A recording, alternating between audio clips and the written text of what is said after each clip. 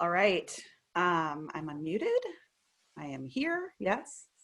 People can hear me. Hi, everyone. This is weird. And I will just say I really enjoy getting in front of people and talking. And this is my first time doing it in this environment. And in a few slides, you'll see I talk about name it to tame it, which is just about like saying how you feel in order to manage it. So I'm going to just put it out there that like, this is weird. It's strange being in my bedroom talking to a bunch of people who aren't here. But I'm excited to talk. I'm not a psychologist. I'm a psychotherapist. I'm a licensed marriage family therapist. I work for Alameda County at the Center for Healthy Schools and Communities. I have worked at Oakland Tech. This is my third year at Oakland Tech. I was about 7 years at Edna Brewer prior to that, and have worked in many different settings all throughout OUSD for about the last almost 15 years. I also have a kiddo of my own. He's 10. He goes to Peralta and is excited to one day be able to go to Oakland Tech. So it's good to be here and be in community with you. Becca, you want to say anything about you? Or not? I don't know what happened to her. Anyway, well, can you advance the slides? Cool. All right, so today our goals are, next thing. I wonder.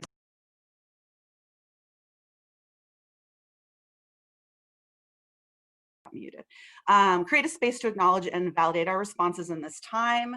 Obviously, everyone is kind of reacting in different ways, but we're all kind of in, how have I heard it put?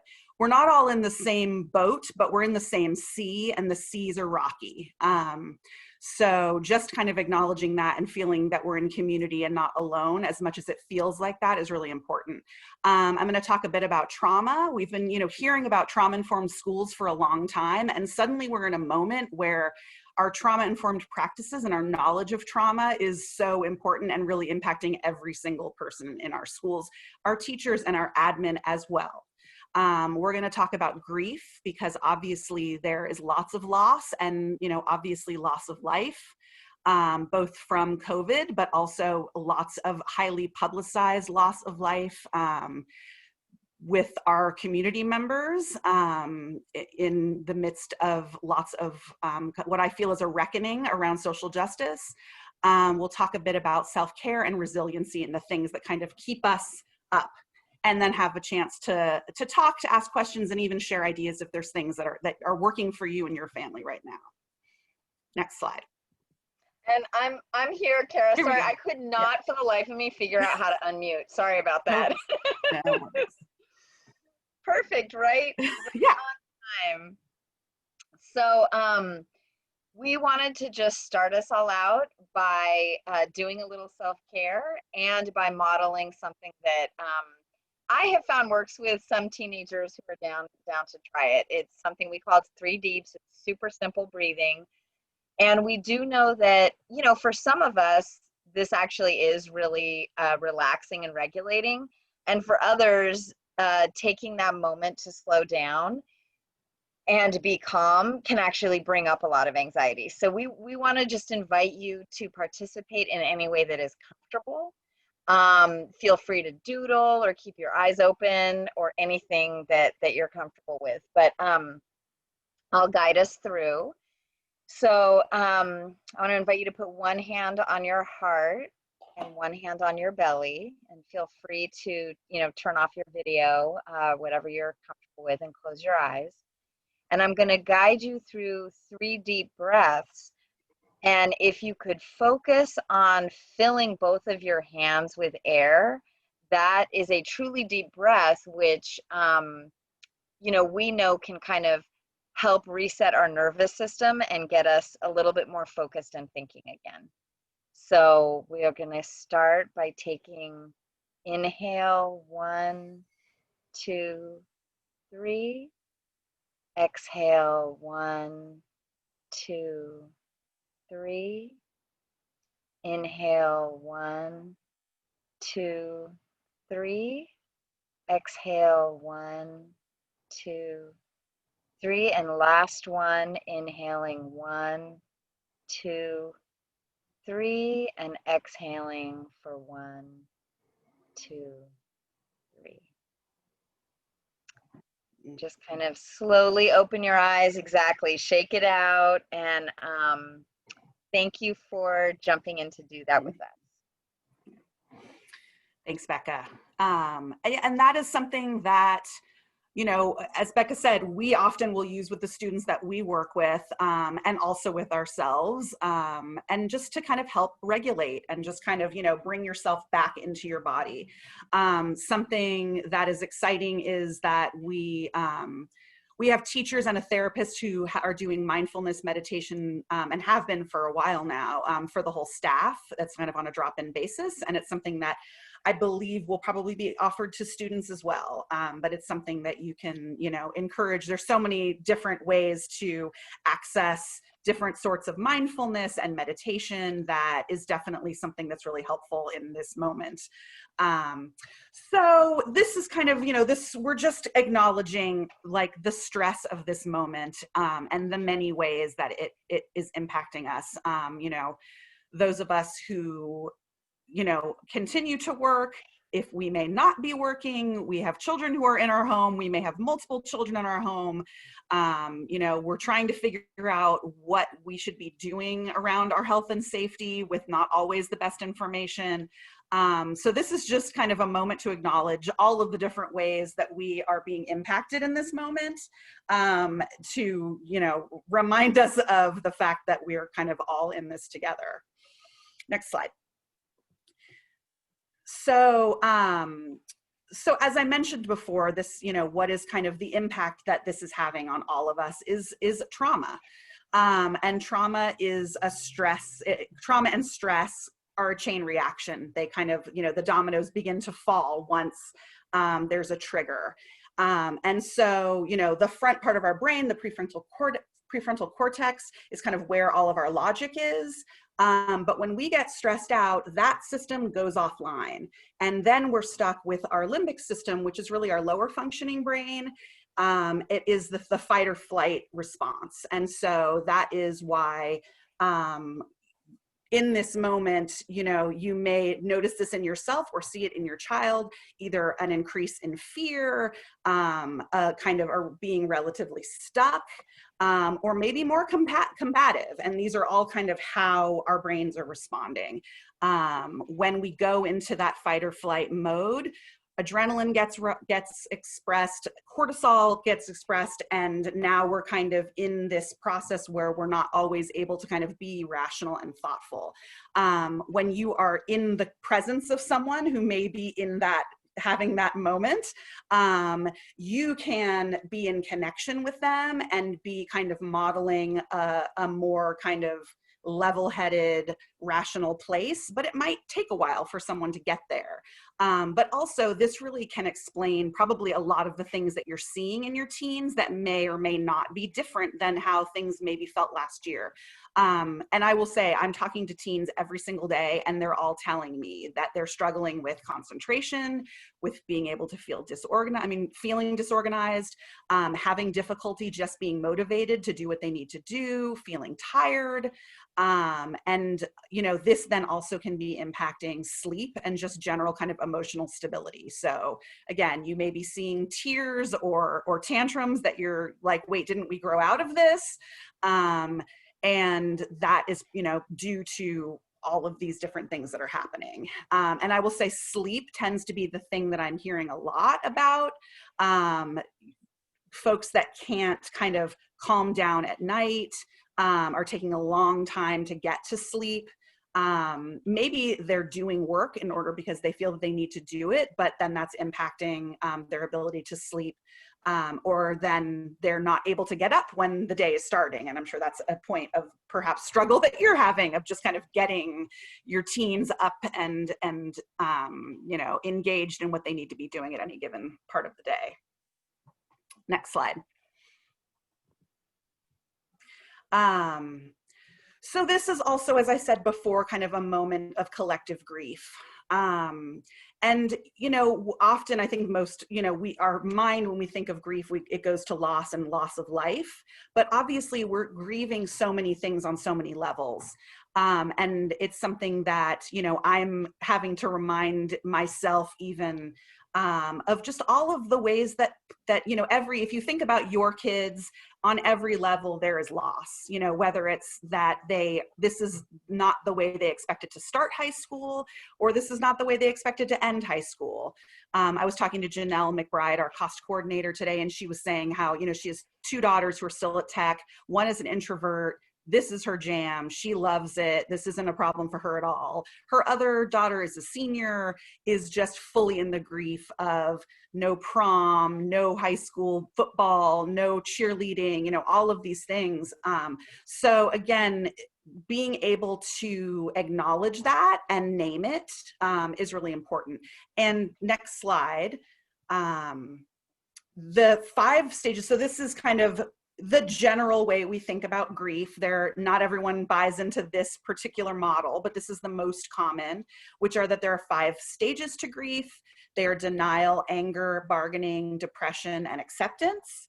Some people say that there's more, but the thing to note is that, like, this isn't just a stair step where you have to go through one to get to the next. These can be happening all at the same time. Some can be happening and some can't.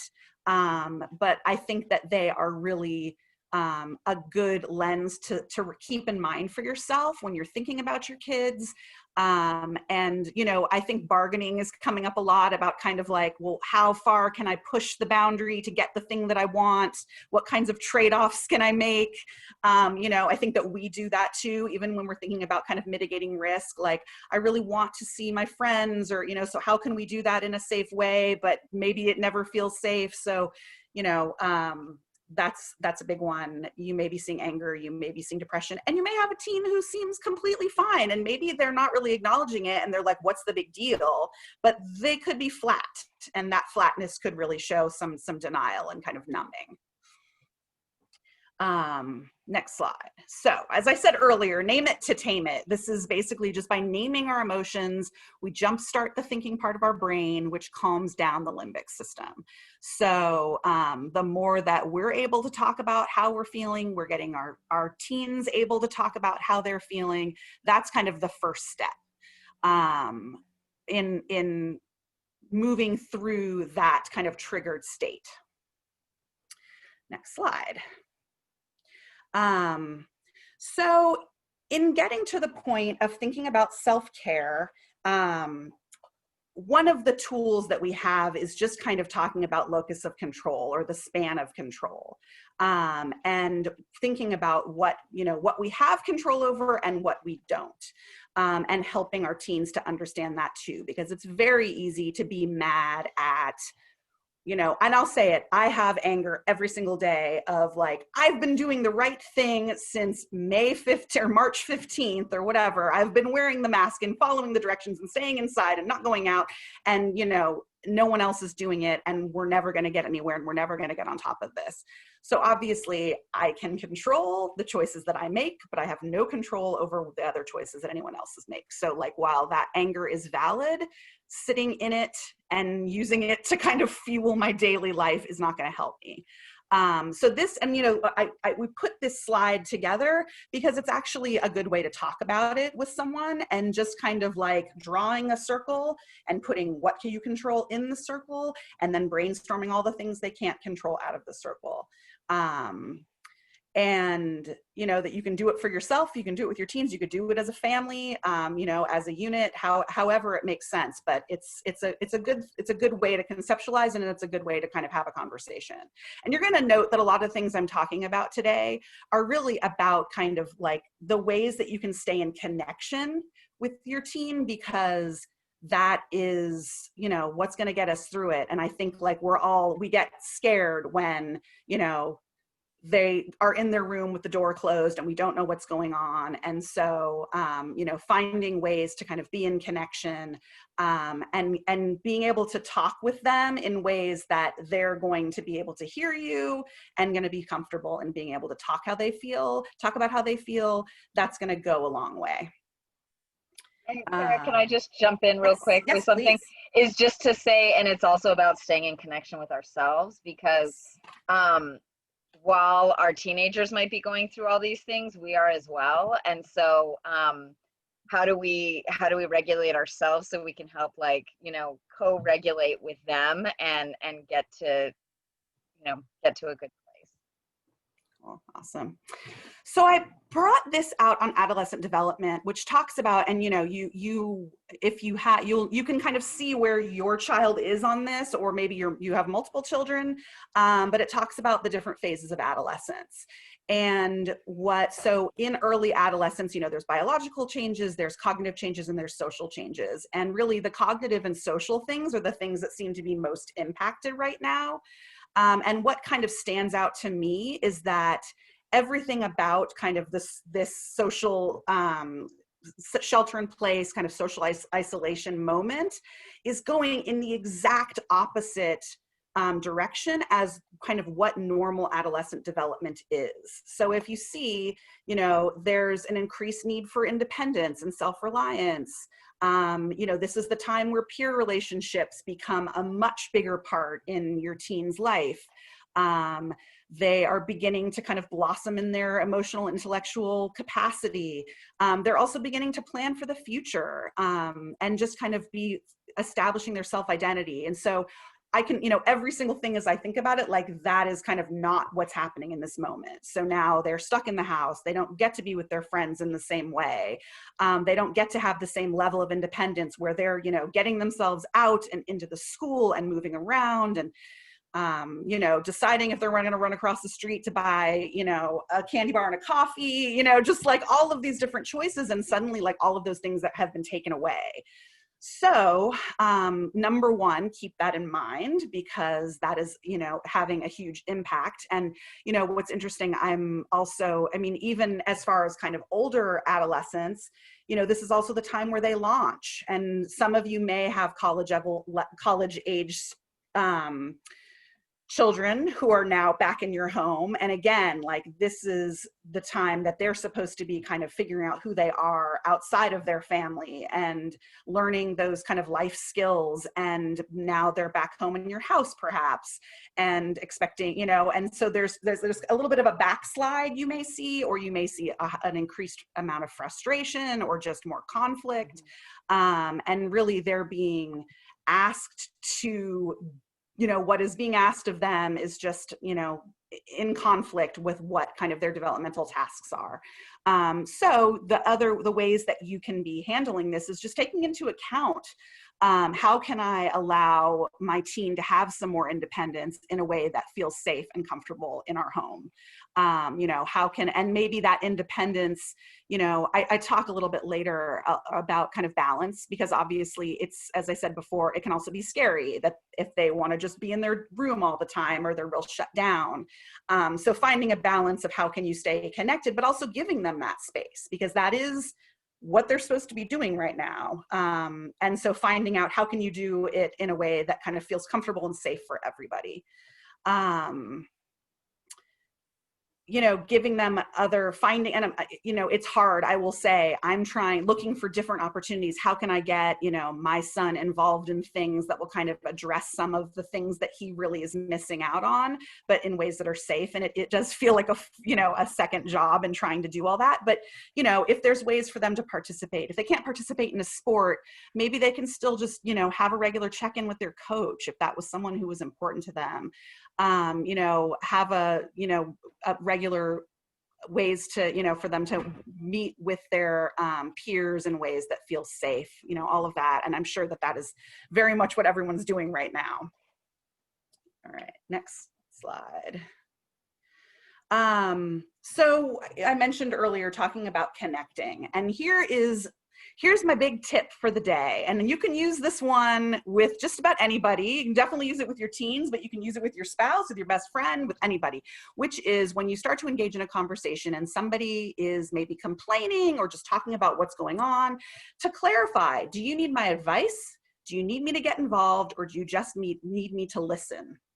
And I will say, you may be surprised at how much your teens just want you to hear them out without really trying to give them advice, tell them what to do, and kind of back to what I was saying earlier about that, kind of developing independence and, self-advocacy skills, that may be the way that you do that, is just kind of being a sounding board, but not necessarily needing to swoop in to give advice to try to, overly parent.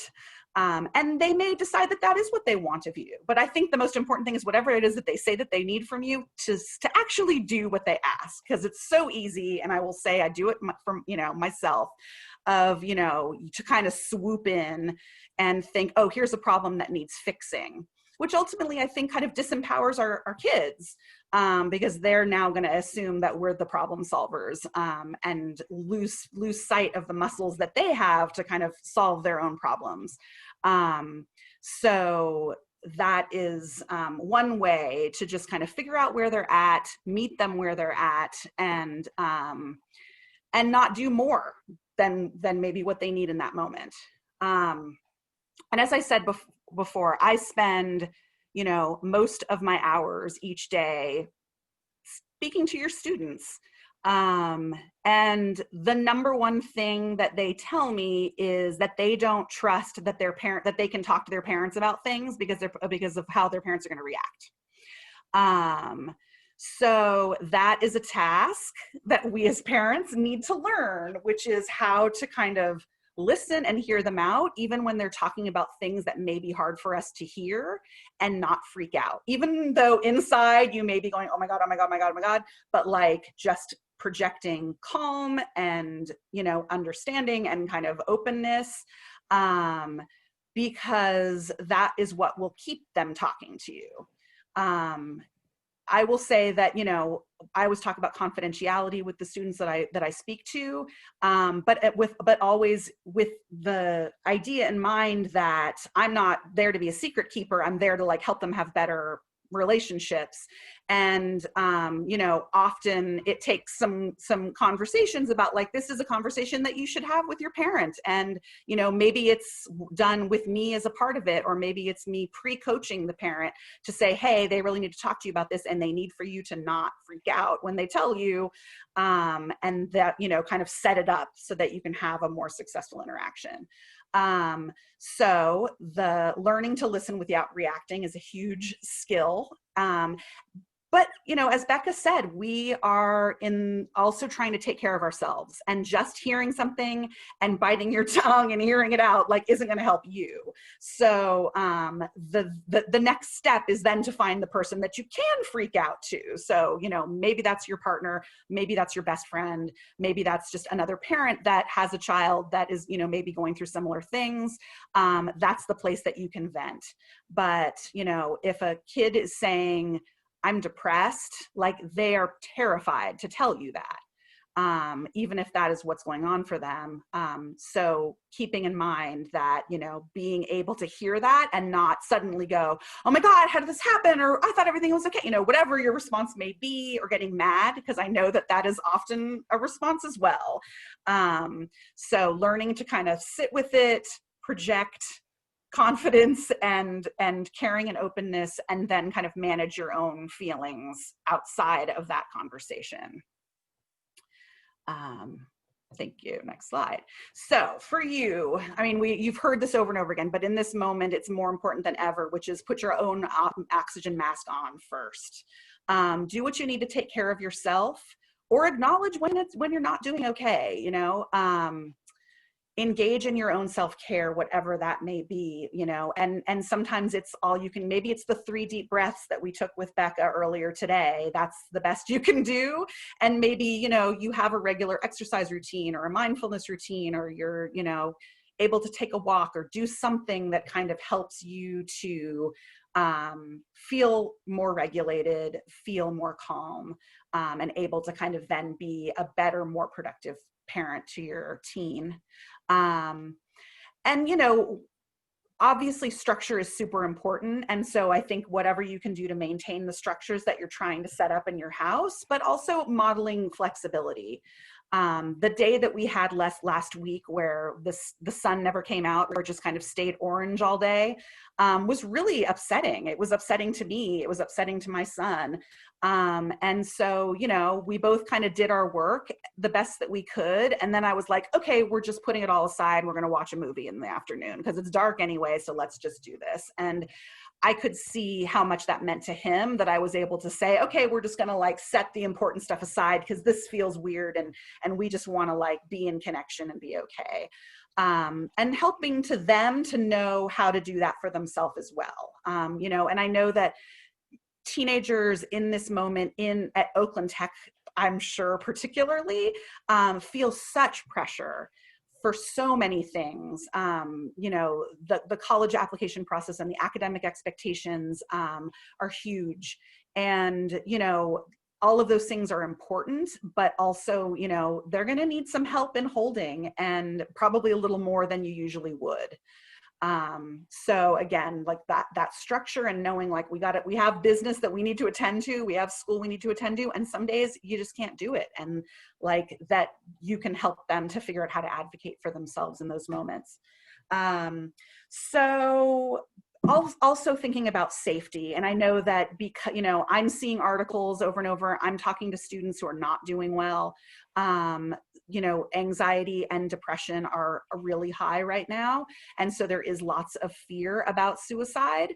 And so, you know, that's something for you to just be aware of. Think about how you can keep your house as safe as possible.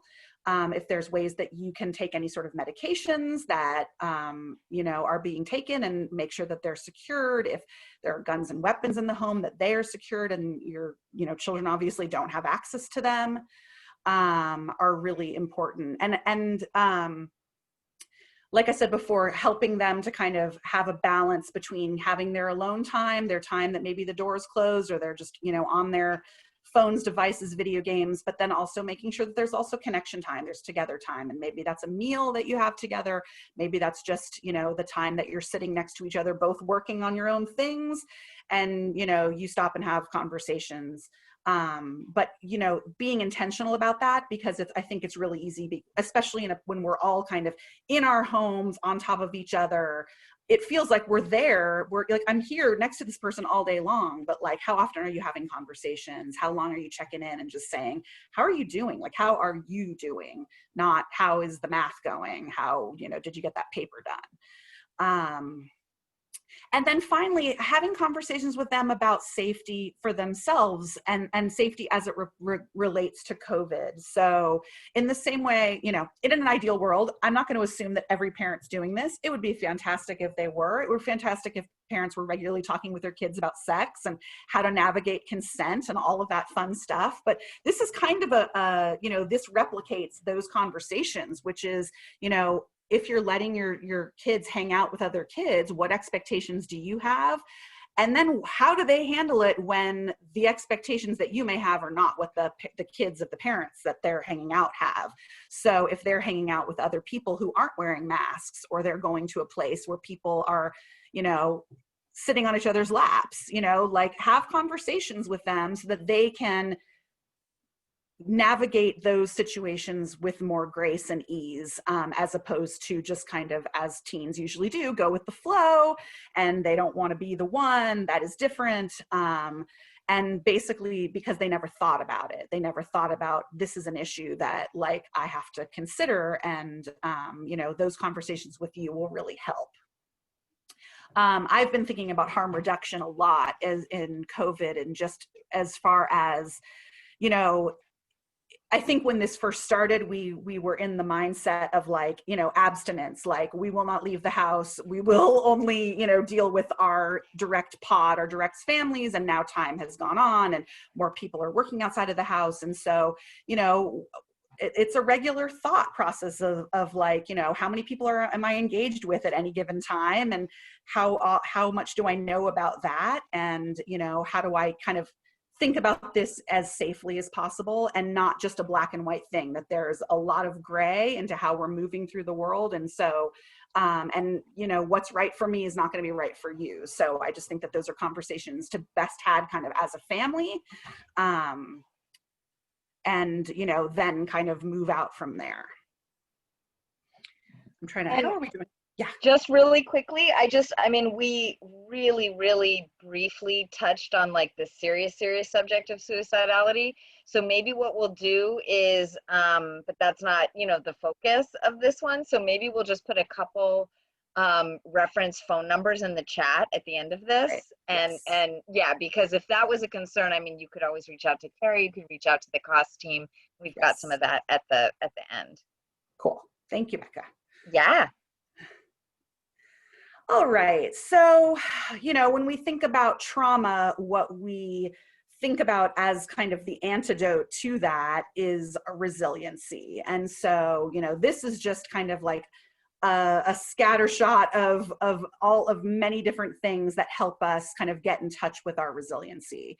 Animals, creativity, relationships, spirituality, you know, and obviously there's even in some of these things, there may be loss, you know, we may not have been able to engage with our various communities, spiritual community or other in the same way, but yet there's still a place in there that we can root to help us, you know, kind of be in touch with our best selves. And as Becca was pointing out, sometimes we have to be creative in kind of acknowledging that, you know, your kid in their room on TikTok, maybe that's their creativity in the moment, you know, that like that sometimes the things I'll be honest, like I'm not a super psyched about video game parent, but yet I have allowed my kid to, because I'm seeing that he's able to connect with folks. And so, you know, I'm kind of, again, in that thing, like have structure, but be flexible. So there's my place of helping him connect with folks in ways that feel good to him. And that is really helping. And it's something that he looks forward to. But yeah, you know, and obviously some of these things are harder than others, even in the moments that our world is on fire. So getting out to nature, which I know for myself and for Becca, a lot of the people that I know, like that is our number one thing that is really helpful. And we're not able to do that right now. So that's when you got to have a couple other in your toolkit to be able to access in times when your go-tos aren't always available. So here is just a list of a lot of strategies that are kind of self-care strategies. You know, these may not all work for you. I'm sure you can find a few on here. For me, the protect your mornings means a lot to me. That's kind of my best time. It's when my brain is working at its best, but it's also when there's less cortisol in our bodies. We've just kind of slept and have woken up and aren't flooded yet.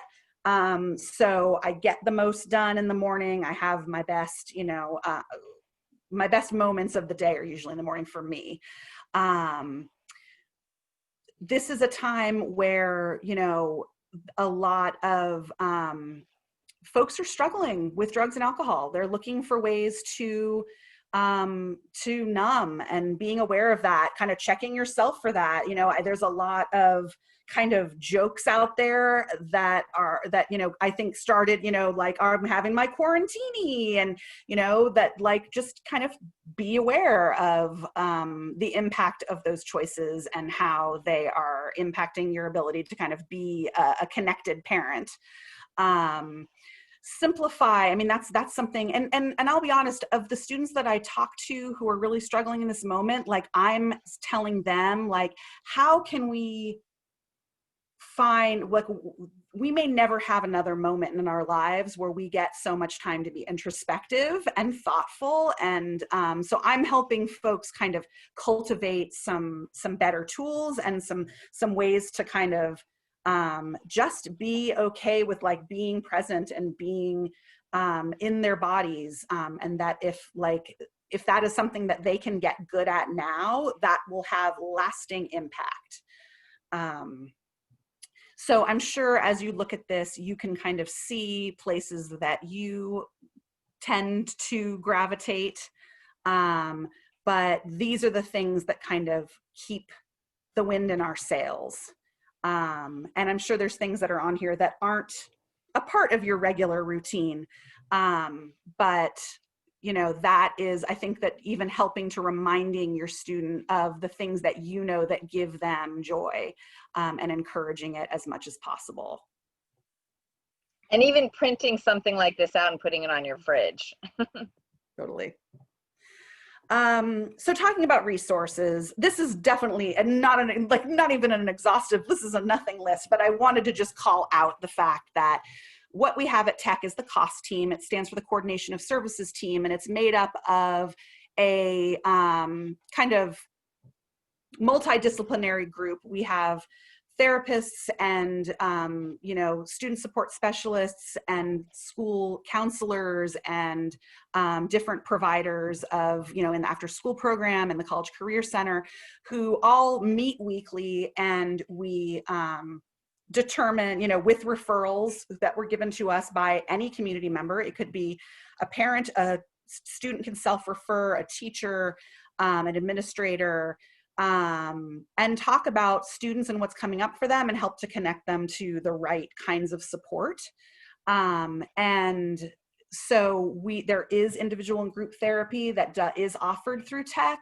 It, you know, obviously is, has a limited capacity because, you know, we don't have enough providers for everyone, but we do try to do, you know, be thoughtful as far as like the level of need. And so if there's kids who maybe need some support, but they're not maybe as health or safety risk, that could be someone who we would suggest maybe working in a group setting. And we're doing groups on grief and anxiety and healthy relationships. There's a large number of groups and things that are offered regularly at Tech.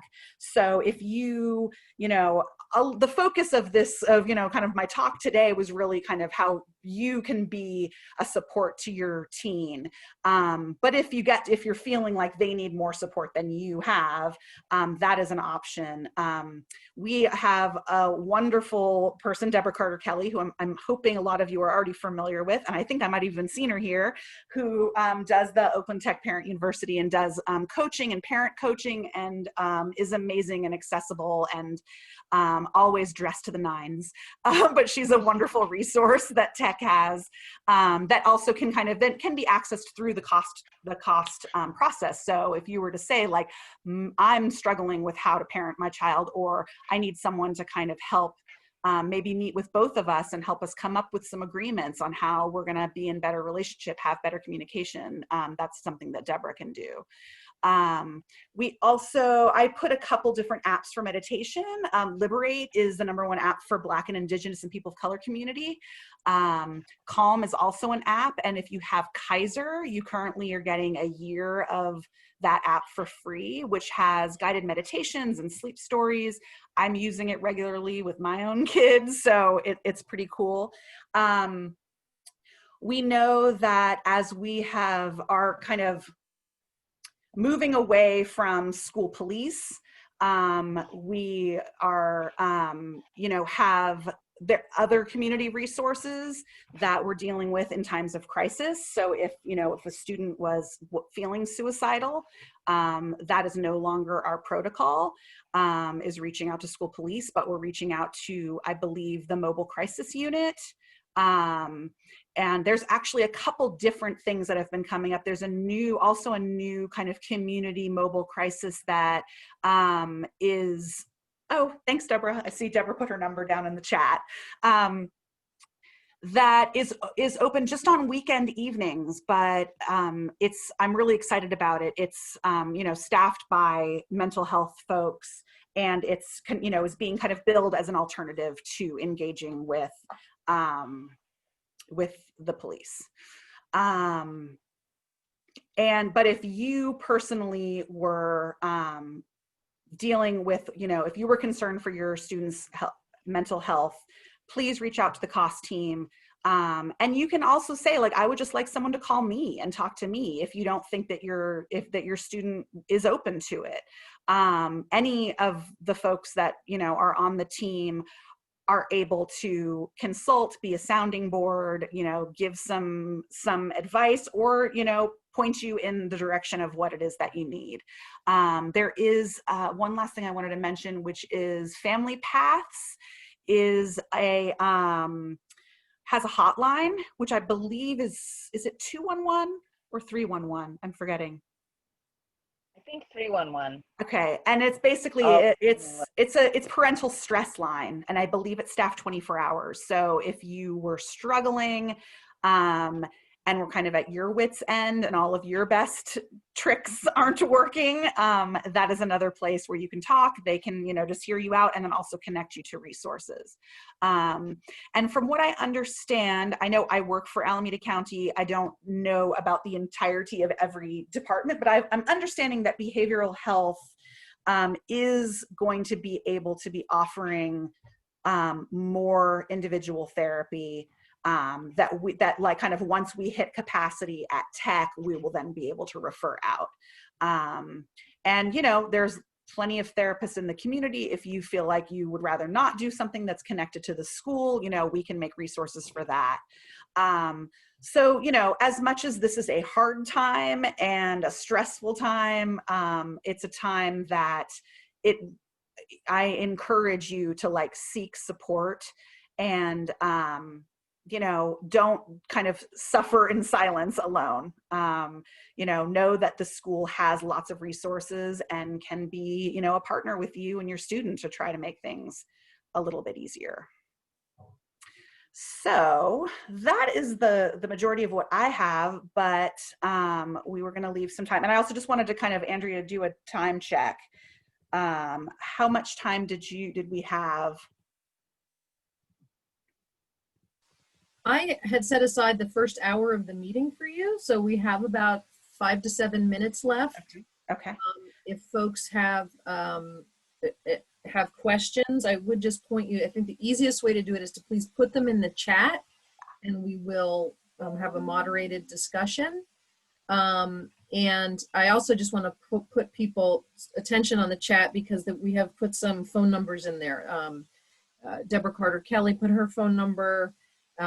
We have the phone number for folks who have Medi-Cal who can call for services, and Ms. Prager has put in the phone number for Family Paths, which is another resource. So does anyone have any questions while we've got some experts on the call?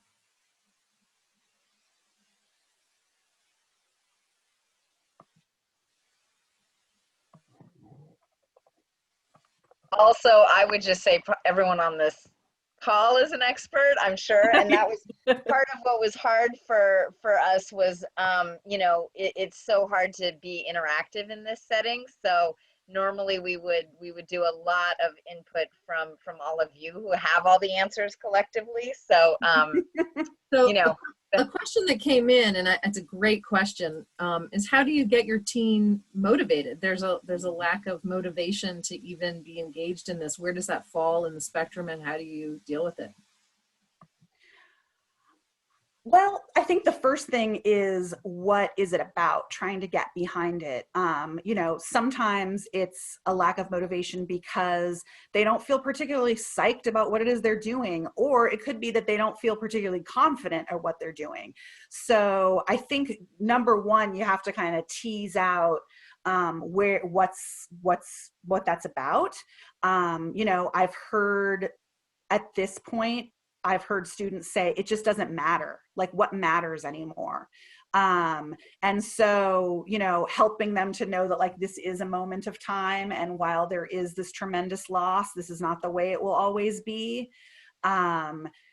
And again, lack of motivation could be a sign of depression, could be a sign that they like hate their teacher and they just don't want to have to see their face. So, there is, I think that, getting a little bit deeper is the first point. And then, like anything, it's, helping them to come up with a schedule for themselves, helping them to kind of break things off into smaller pieces, bite-sized pieces, so that they can feel some sense of mastery in what they're doing, or just kind of like, okay, I got that done. And often that there is then some, momentum builds once you're able to do things, but often the task can just seem like a giant mountain, and how can you even get in it when you're at the very, very bottom?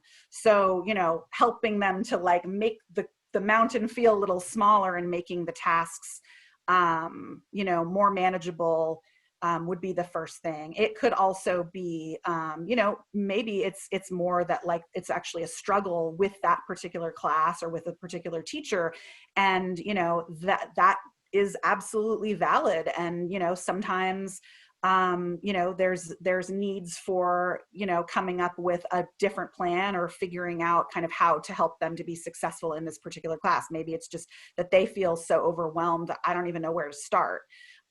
So that's kind of the first place to go, is like what's impacting it. And then, you know, some people, I talk a lot about motivation because, you know, intrinsic versus an extrinsic. And I think often folks will say, you know, reward systems and all that. And I will say personally, I'm not a huge fan of that, because I want to help the students I work with kind of have an intrinsic motivation and not just be motivated because they're going to get a prize at the end, or, you know, more time on their iPad, or like whatever it may be. But sometimes, you know, you got to get in where you fit in. So sometimes that may be the thing, that like you need to do these things, and that can then,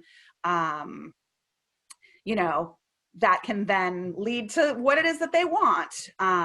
So, you know, getting in and kind of helping your student understand kind of what does motivate them, and talking to them about like, how can you either tap into what's inside, or how can you like be motivated by like, you know, whatever it is that's, you know, more money or time with friends or whatever. And sometimes you can leverage those things. You know, you may be excited, or, you know, excited to find out that their motivation is tied to something that they really want. And so when you say, yeah, you don't get to, you know, do the things you love until you do the things you hate, then suddenly, you know, that may be the thing that they need. So, you know, it's a bigger conversation. We've gotten a couple of really other great questions in the Yeah. chat, and Becca is also answering them in the chat. So folks great. should Thank check you. those out. One involved insomnia, and Becca's been putting some ideas in there. Another question that came up concerns, how do we get, like, our kids are not at the age where we're allowed to make play dates for them anymore. They'd rather die than have us set up a social engagement for them. Mm-hmm. So how do we help them engage in a social dynamic without being really obvious and corny about it, I guess? Oh, that's a good one, and it's interesting. And it's somebody, I didn't get to read the entire comment, but someone wrote something about groups. And I will say we were doing an anxiety group, which started earlier in the year and kind of continued into COVID times. And while we were doing a lot of talking about anxiety and the chemistry and coping skills and whatever, once we were kind of home and everyone was kind of just trying to make sense of everything, people started, we started just doing games with them, and they would show up just because we were going to play categories via Zoom. And you know, we were like, well, this is helping with their anxiety. And you know, they're getting something out of it. But I guess I say that in the kind of like the back door, like coming in a different way. And that if you have a teen that, I mean, I guess the question is, are they like totally antisocial and not wanting, or they just don't want you to be the person to do it? I think that finding out what their interests are and helping them to connect to something, you know, maybe it's not like a play date, like a one-to-one thing, but maybe it's something, you know, the BSU is a fantastic social club with it at Oakland Tech. And so, you know, someone being connected to that could feel a little bit easier. They get to kind of be a fly on the wall. They don't have to walk into a big scary room of people they don't know. They can duck out if it feels like too much. But, you know, so like helping them to connect to some of the opportunities at school, maybe a way in. Yeah, that's kind of the first thing that comes to my mind. I mean, I think it's really pertinent for those of us who have ninth graders who are just like really trying to figure out how to be a part of this community. So I was just thinking that maybe I should set the expectation that they're going to pick a club and go. I have a friend who did that exact same thing to her ninth grader last year. And I don't think that it ended up even like yielding what it was that she wanted, but I think that, I think that it's just kind of like, you got to try it. And if you hate it, and okay, you can go, same, and I do know that there is going to be more, like our restorative justice staff, Ms. T, is doing a lot of work focused on ninth graders this year. So there may be more of those. And she was kind of late back coming on because they were working to secure, as I guess you guys, I think, paid for her. But so she's just kind of reintegrating. So there may be things coming specifically for ninth graders that are kind of happening in their advisory classes or in their classes, but could kind of lead to other things. So I will I'll let Miss T know and see if that's something that we can be intentional about. Great. Well, I'm going to just be mindful of our time and your time. One last question. Can people reach out to you directly if they feel like they would like to have a little more one-on-one? Is that okay? Yes. Absolutely. Okay. I put my email, I have an OUSD email, so it's just my first name dot last name at OUSD. That would be the best way to get in touch. Okay. And also I did see one question around how to get information on, groups and cost and all that kind of stuff. How, like groups that are happening at school, where are the places to go? All of that is kind of currently being figured out. And part of it is just that, like, we are somewhat responsive. So we want to kind of see what the need is and what people are asking for. And then we kind of respond in turn. So we're doing a lot of that right now. The cost team is, but those documents are not yet, I think, fully formulated. So is it possible for once we have them to share them with you and then they can be shared with the PTSA, or is there another mechanism? I would also just note that we also on our Instagram accounts that Miss Arnaldi runs, OTHS Connections, we post them, that she's posting them as they begin. She also posts a larger Bay Area programs at You Meet the World. She's putting the stuff in the chat. Yeah. And when we get information, we also try and get it, if we can in a timely way, we get it into the Bullhorn. I know that student clubs are supposed to sign up by next week. So I think in the coming weeks, we'll start to see more and more of this stuff.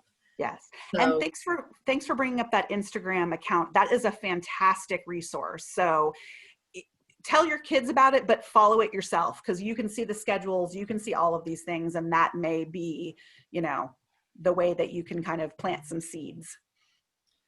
Yes, great. Well, thank you so much. Yes. Oh my God, my pleasure. Awesome. We really appreciate it. And I know that we did record it, so we will get that up for other parents.